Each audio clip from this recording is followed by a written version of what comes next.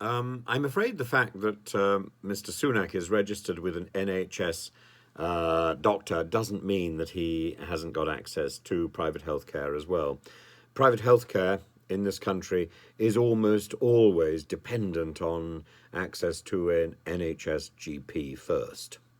So, of course, Sunak is registered with an NHS doctor. And, you know, I had such difficulty over Christmas getting hold of antibiotics, and I'm still not well because I got them too late. And I tried everything I possibly could. You know, if you go onto the internet, it is possible to access doctors online and so on, and you pay. But you know, I did all that. Only they took my money and then pointed out that they weren't functioning until after Christmas. So you know, that is the problem with the system. The system is fundamentally abusive, and the private healthcare system is dependent on the national health system. What we need is an independent private healthcare and a functioning national healthcare. And we need to make sure that the two things are working in such a way that nobody is left without healthcare when they need it. The National Health Service is set up to provide care from cradle to grave. It is the responsibility of the government.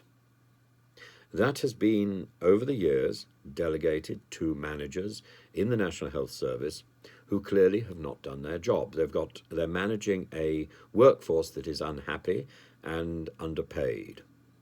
And we need to make sure that that is changed. And that, to me, means getting rid of the majority of the bureaucrats who are currently doing a bad job in the NHS. If they were doing a good job, then nobody would be miserable. They're doing a bad job because it doesn't work. And because many people from the NHS who are working in the NHS, particularly doctors and consultants, are also looking for other work elsewhere because they're not paid enough.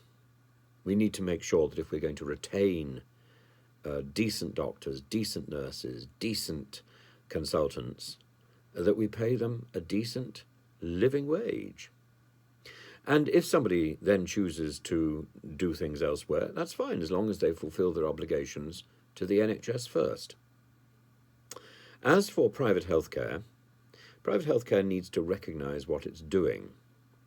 Now, I think it's a great idea if you have the money to do many of the routine bits and pieces through the private system so that you take the weight off the National Health Service. Now, I understand that's not a popular view. Frankly, I don't care.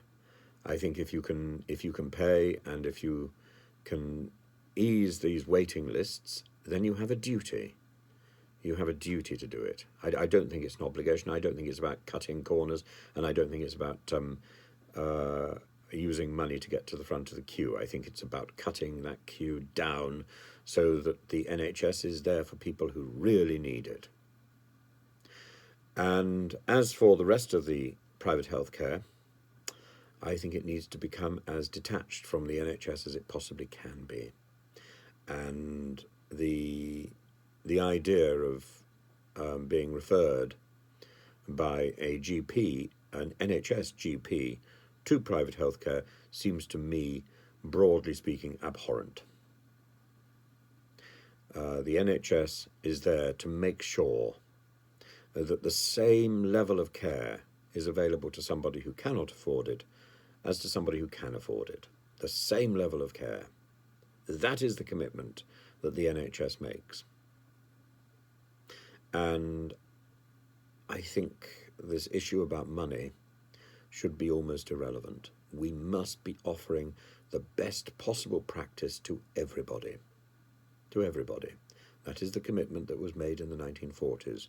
That is the commitment we should be honouring now.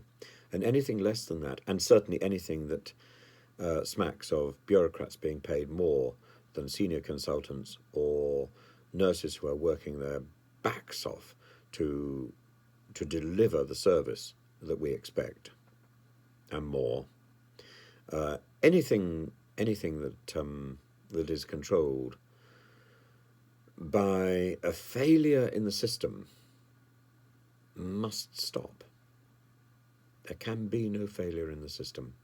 The system is there to help. And if it's not helping, it's hindering. And if it's hindering, get rid of the hindrance. And that seems to me to be the bureaucrats. Get rid of the bureaucrats who have not done their work.